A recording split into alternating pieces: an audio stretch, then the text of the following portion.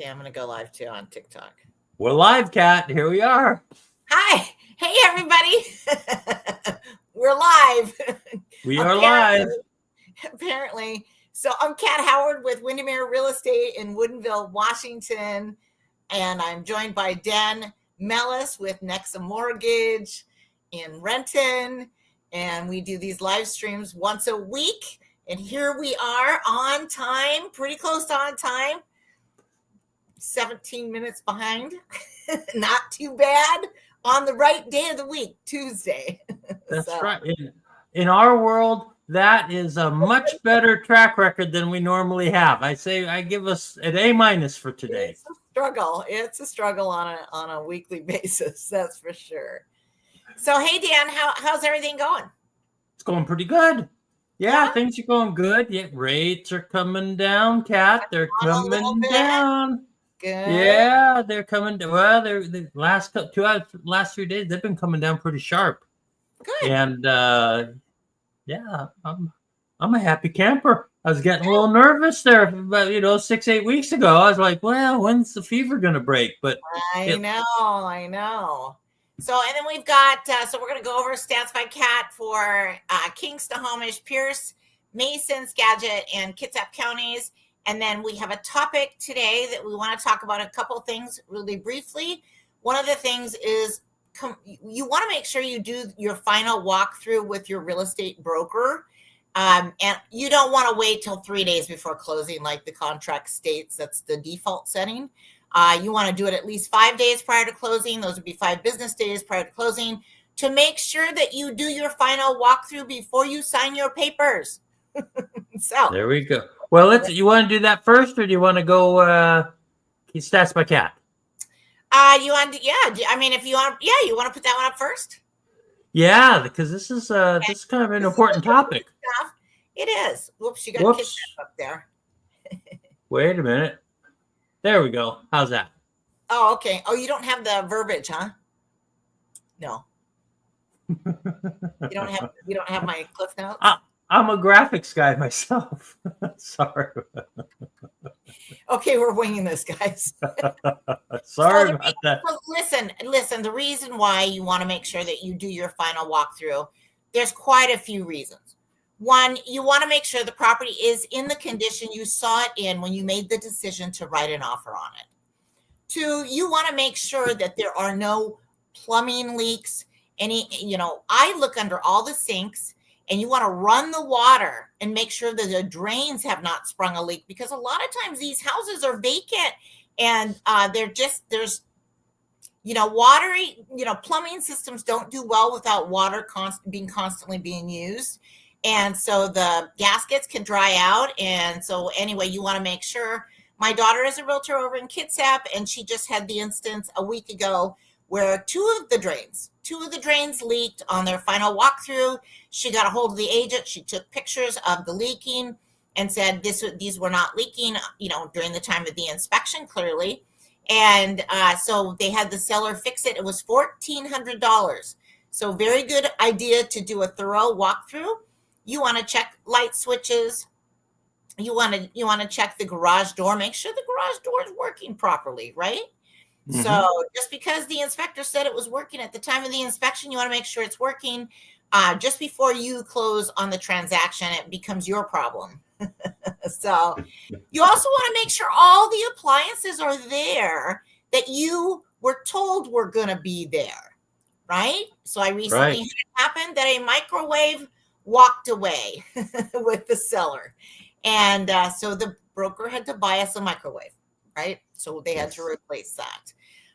But those are things you want to know prior to closing so you can address those issues with your buyer's broker, and we can turn around and call the listing broker and see what can be done to alleviate the situation. You're also looking for potential damage, right? So as the sellers have moved out, have they scratched the hardwood floors? Have they dinged the stainless steel refrigerator? Most of the time, these are not issues, but it's just a good idea to go and do your final walkthrough. Some people like to go, oh no, it's fine. I saw it a couple of weeks ago. It's fine.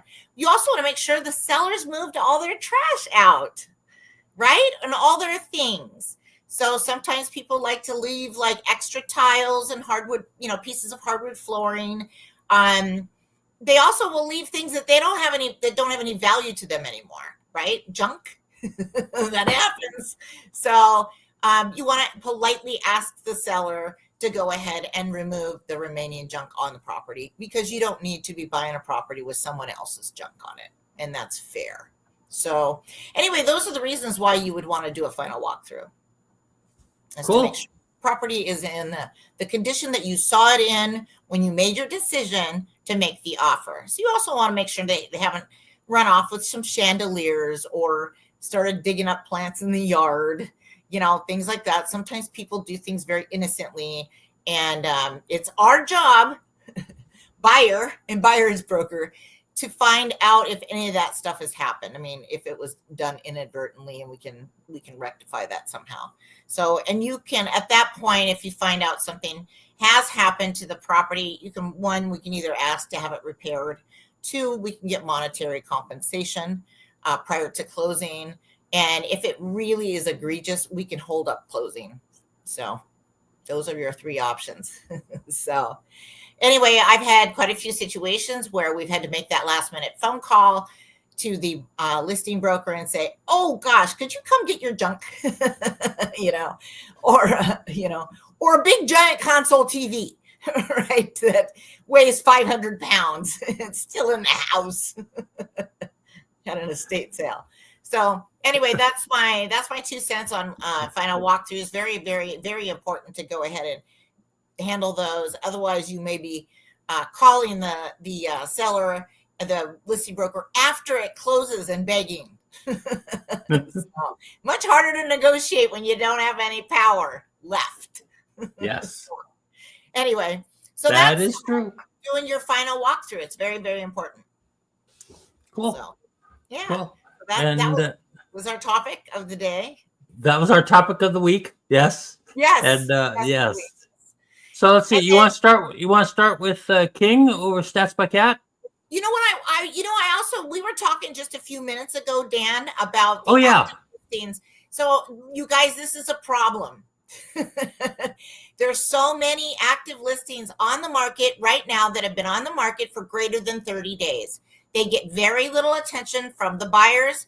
Buyers are focused on the new listings. Now, if you are in a position where you would like to still get a home, but you can't seem to win in these multiple offer situations, which are going to happen on all the pretty homes, right? So everybody's looking for the same thing. They want it ready to move into. No one wants deferred maintenance. No one wants dated appliances. Nobody wants, a roof that needs replacing. And so y'all going to be making offers on the same few houses. That's what's going to happen. And all the other stuff is going to sit. And it's going to sit and sit and sit. So, and sellers can start to make price reductions to try to attract buyers. But it really falls almost on deaf ears, right? So I know from experience that price reductions, although they will kick up a little activity, it's really tough to get a buyer to make an offer on a home that's been on the market 30 to 60 days because they think something's wrong with it. And that's the truth. So what I wanted to mention is, what is the percentage of homes that are actively on the market in King County? So this is the percentage of the total of active of homes that have been on the market greater than 60 days. And it is, I just pulled it because I wanted to know for you guys. So over 60 days on the market, 22% of the total listings on the market have been on the market over 22 days. Or 22% of the listings have been on the market over 30 days. And then, or actually over 60 days. I just can't get that right. 22% of the active listings have been on the market over 60 days. That's a lot, you guys. That's hundreds and hundreds and hundreds of homes. There's like almost 2,300 homes listed total. So 22% of listings have been on the market greater than 60 days. Over 60 days. Wow. Yes. And those sellers are, more likely to negotiate with a buyer. So it's a good chance that you could walk in and be the only game in town. That's the benefit of approaching a seller that's been on the market a while. Plus, you're probably going to get a steep price reduction. all the active listings have been on the market more than 30 days. 38%. And that's King County. So it is almost the same data for Snohomish County. 20% of the listings, active listings, have been on the market for greater than 60 days in Snohomish County. That's 1 in 5. And 38%, again, the same number, 38% have been on the market for greater than 30 days. Is that what I said? Yeah. That's what you said. Yep. Yes. And so it's 20% greater than 60 days on the market, and 38% greater than 30 days on the market. It's a huge chunk of what's available for sale right now. So, and we've been talking about, advice for sellers, what you can do. And honestly, I am kind of coming down to, I think if you're on the market 30 days and you can't get it sold, if you have the luxury of pulling it off the market, waiting 60 days, 2 months, and going back on, you come on as a new listing with 0 days on market. So you look like a brand new listing. And it's only if you have the luxury of doing that. You also will have to stage it twice. And so you're going to have a few $1,000s in staging the second time that will be additional. The thing of it is your first price reduction is going to be way more than staging. So anyway, so that's kind of some of the conversations that I've been having with, my sellers and also my buyers, right? So if you are looking to maybe potentially be able to actually negotiate, have your own inspection, include a financing addendum, then look at the homes that have been on the market greater than 30 days. There's a much greater chance you'll be able to negotiate those things in. So anyway, so that's what I have to say about that.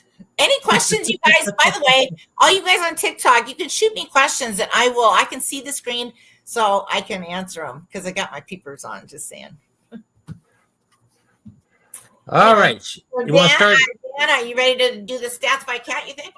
I'm ready to jump into it. Let's see here. You want to go King County first? Let's do King. Let's do King. Oh, wait a minute. Hang on. There we go. Okay. So for King County, 52% of sellers got under contract within the first 7 days on the market if they listed their home between March 16th and March 22nd. 63% of sellers in King County got under contract within the first 14 days on the market if they listed their home between March 2nd and March 15th. 56% of sellers in King County did set offer review dates. 39% of contracts that were negotiated over the last 7 days were multiple offers for the sellers. So sellers received multiple offers on 39% of the contracts turned in over the last 7 days. So got mutually accepted. And we have 1.0 month supply of inventory. Our inventory has stabilized momentarily. So that's where we were a week ago. It had started going back up a little bit, and I sort of anticipate that to continue the increase at a certain point. But for now, it looks like we've stabilized, which is good for sellers. So even though that data is weakening a tad, now if I want to add in a few more things here, 29% of the contracts that were mutually accepted over the last 7 days did include an inspection contingency, and 56% included a financing contingency. So if we were to take a look at that, and that's the most recent data that we've got. So pretty cool. Cool. So and I also, I want to talk about something else too with King County. So let's talk about what percentage of sellers got over asking price over the last 30 days of solds? 55%. It's over half. Wow. So, and that's King County. So I like to mention that only 26% got less than list price. So that's quite the dynamic. And 30% of sellers, 30% of those that got over asking price got 5% or more. 16% of those that got over asking price got, actually 16% of those total solds got 10% or more over asking. And 5% got 20% or more in King County. Of all the solds, I misstated that. So 30, just to be clear, 30% of sellers got 5% or more over asking price. So of all the solds the last 30 days. So that's pretty significant. That's of all the solds, not just new listings, right? Not just new listings, no, and not just listings, not just sellers that got more than asking price. That's everything. That's all the solds for the last 30 days. 55% ended up getting multiple offer or getting over asking price. So, and that just goes to show you that, you know, in King County, you can pretty much count on paying over asking price for the most attractive listings. But I think all that is really interesting. I love to talk about, you know, what the percentage of sellers are that are getting over asking price. You know, sometimes it's a really small amount. That's why I throw in that how many got 5% or more, and that's 30%, because that's a real meaningful amount. On Right. $1 million house, that's $50,000. That's not somebody rolling in closing costs on top, right? That's meaningful. So you get 30% of sellers closing it at 5% or more over asking price. So that's a big number. Significant. Yeah, and that's for closed listings. So that data runs 30 days late. So okay. You want to do Snohomish, Dan? Let's try Snohomish. Okay. All right. So let's see here. We got Snohomish County, 49% of sellers got under contract within the first 7 days on the market if they listed their home between March 16th and March 22nd. 62% of sellers got under contract within the first 14 days on the market if they listed their home between March 2nd and March 15th. 45% of sellers set offer review dates. 30% of sellers received multiple offers over the past 7 days for contracts for mutually accepted contracts that were turned in last week. And Snohomish County sits at 1.0 month supply of inventory as well. So not quite the low for the year, but it seems to have stabilized for a couple weeks here at 1 month. So, and then if I want to mention a little bit about what else was included in the offers that were accepted, we had in Snohomish County, we had 34% of sellers were able, or buyers were able to include an inspection addendum, and 74% were able to include a financing addendum. So those are pretty good numbers for Snohomish County. So I think why the inspection addendum is not in there as much as the financing is because I believe a lot of sellers in Snohomish County offer inspection reports, seller procured inspection reports to the buyer, making the buyer feel comfortable waiving the inspection, or they have their own pre-inspection prior to submitting their offer. So, because I always encourage buyers to get their own inspection or at least take a look at the seller's inspection. And then if we wanted to talk about, so 30% of sellers in the last 30 days of closed sales received less than listing price. 45% of sellers in Snohomish County that closed over the last 30 days received over asking price. That's 45%. 18% got 5% or more over asking price. 7% got 10% or more over asking, and 1% got 20% or more. So just a few closings in Snohomish County got 20% or more over asking price. But a pretty good percentage got 5% or more. I think that was 18%. So, yes, it was 18%. So. And let's see what else we got for Snohomish. I think that's all we got for Snohomish. Moving to Pierce. Well, let's move on to Pierce. Okay. Pierce County, 47% of sellers in Pierce County got under contract within the first 7 days if they listed their home between March 16th and March 22nd. 54% of sellers in Pierce County got under contract within the first 14 days if they listed their home between March 2nd and March 15th. 30% of sellers set offer review dates. 32% of sellers received multiple offers over the last 7 days of contracts that were turned in, mutually accepted. So they had multiple offers. 32% had multiple offers in Pierce County. That's a pretty good number. Yeah. And Pierce County also sits at 1 month supply of inventory, and that's pretty tight for Pierce County.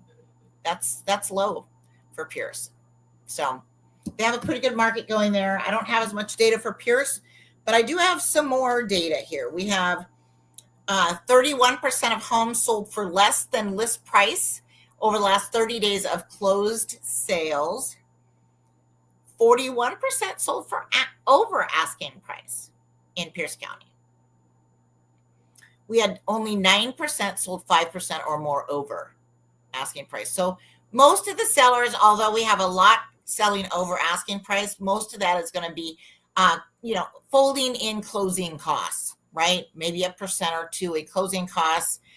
So that's kind of where a lot of that's coming from. That's why I like to do the 5% over or more. And it's only 9% in Pierce County. So they do have multiple offers, but they're not going as far over asking as we are in Snohomish and King counties.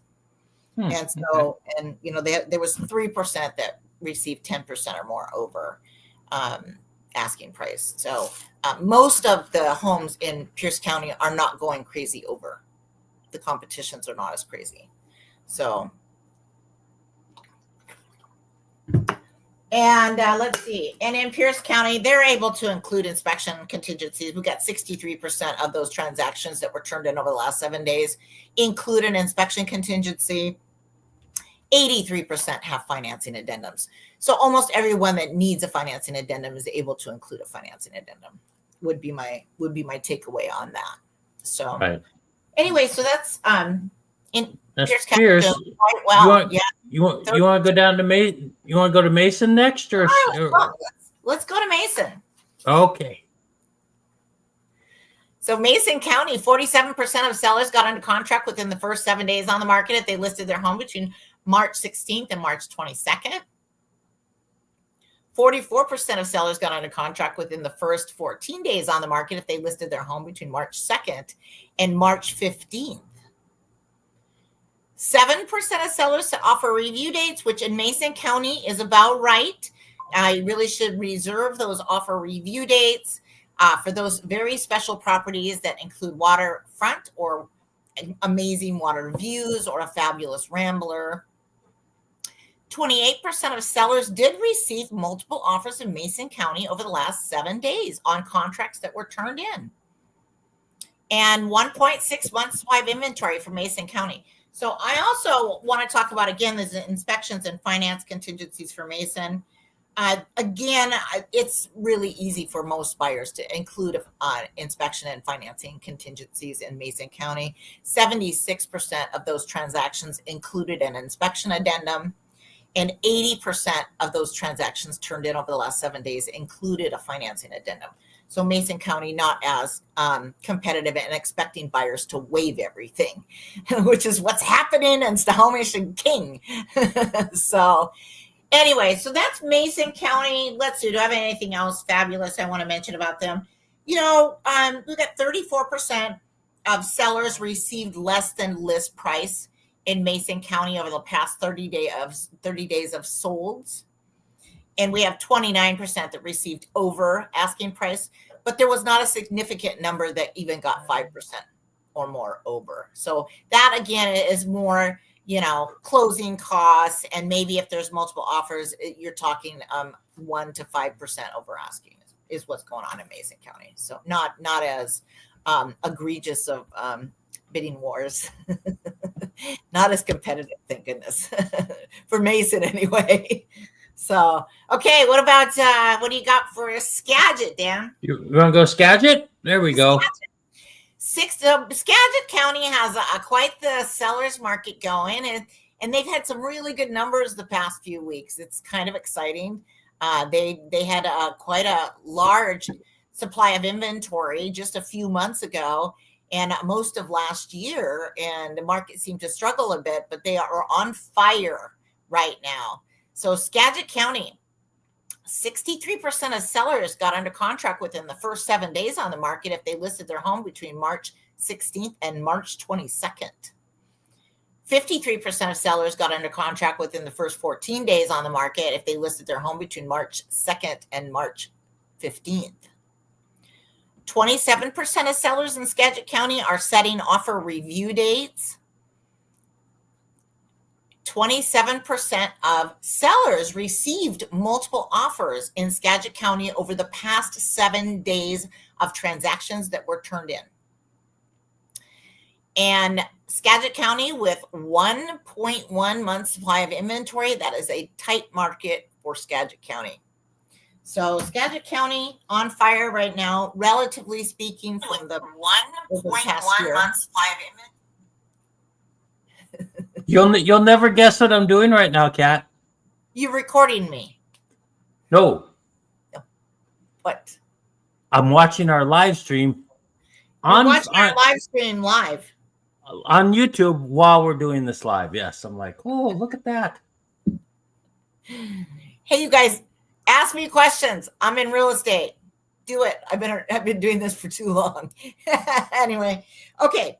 So 68% of buyers were able to include an inspection addendum in Skagit County, and 81% were able to include a financing contingency. And so, and that could be everyone that needed one, right? Not everybody is financed, and so there's a certain percentage of cash out there. So I'll tell you what, Skagit's doing great. Skagit's hopping. Skagit County is hopping. Their market has improved dramatically since last year, and they were always kind of running a little bit behind. And I think I'm not sure what's going on. Well, they're looking pretty solid, but they are. They've got some really good numbers going. So they're a bit less populous county, so the numbers can skew one way or the other. But the numbers are really solid, and they've been continually improving over the last few months. So pretty exciting for Skagit County. Prices should start going up. Just saying. There we go. So okay, what do you think, Kitsap? We are on Kitsap now. Yes, okay. Kitsap. So Kitsap County also has a pretty darn good market going. They actually have the lowest month supply of inventory at 0.9 months. Wow, look at that. And their 7-day data is amazing. 63% of sellers got under contract within the first 7 days on the market if they listed their home between March 16th and March 22nd.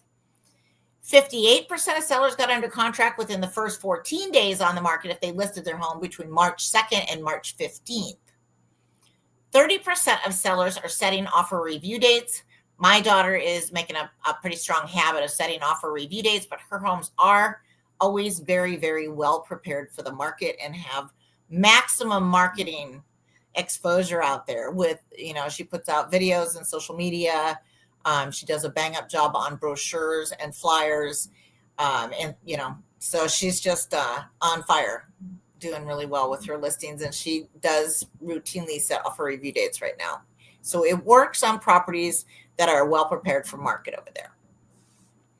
And then we've got, so 29% of sellers actually received multiple offers last week in Kitsap County. And those are transactions that were turned in and are mutually accepted. And their month supply of inventory is 0.9. And then I want to mention a little bit here about the inspections and financing. So 58% of sellers or 58% of buyers in Kitsap County were able to include an inspection addendum. And again, sometimes they don't include an inspection addendum because they've already seen the seller procured inspection. My daughter does try to get her sellers to do a seller procured inspection to give to buyers. So it increases their odds of multiple offers. And then we've got 80%, a full 80% of buyers are including a financing addendum in Kitsap County. So, that's pretty good. And if we talk about how many sold over list price, Kitsap County's got a good seller's market going. We've got 46% of sellers received over asking price in the last 30 days of solds. But when we look at how far over asking they're going, only 5%.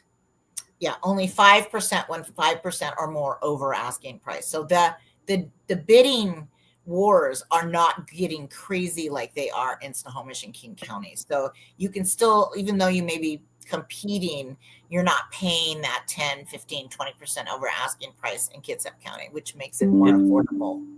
It almost sounds like less bidding wars and more selling concession wars. So they're Yeah, you know, I think in Kitsap it just doesn't get as crazy. People don't want to right. overpay for Yeah. homes. And it's a lower price point as well. I think they run about 5 to 10% less than homes over here. And of course, that depends on where you're at in Snohomish County or where you're at in King County as to what that disparity is. But Kitsap is more affordable than even Snohomish County, typically speaking. So by a tad. So you can get waterfront for $1 million over there. You can get, acreage with a view for, 1.2, 1.4. So that's much more difficult to do over here. Yes, it is. Yes, it is. So my daughter has a waterfront coming on. I think it's tomorrow. Mm-hmm. Nice. And yes, that will be a lovely one. We went through the pictures today. So anyway, it's coming on for how much? I can't say.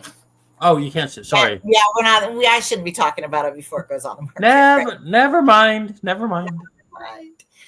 Anyway, anybody got any questions out there for a real estate broker, such as myself, working out of Woodinville, Washington, working up and down the West Coast, I should say, or up and down the Western Washington. Yeah, I've got some stuff coming up in Bellingham. Oh gosh. Well, anyway, how about you, Dan? What's the good word on the street for you? What's the good big week this week, Kat? Big week. Got the jobs report coming out on Friday, and then guess what tomorrow is? Tomorrow they're going to announce. Oh, very exciting! It's not exciting at all. They're going to announce the tariffs tomorrow, but the actual tariffs are So, if they come in a little rough, we're going to continue. That's what people are attributing. Part of this drop in rates is that there's a risk off trade because people are, the tariffs aren't settling well. And so if they're more permanent and they're bigger than people expect, rates will keep coming down. So we'll see what happens. But a lot of exciting news this week. Good. Today we had the JOLTS report, and then tomorrow we've got the ADP report, which is private employment. So we'll see what happens, but interest rates definitely been coming down here the last week. They're definitely coming down. So hopefully that that continues. That'd be good. Yes, we want interest rates to come down, Dan. I'm rooting for it. I'm an active rooter. I'm rooting for it. Yes, we'll take that. We'll take it. So, but other than that, that's about it. I think that's about all I can think of right now. All right, let me just check and see if I got any. Questions. Don't think I saw anything come on. Let me just scroll really quick and make sure I didn't miss anything.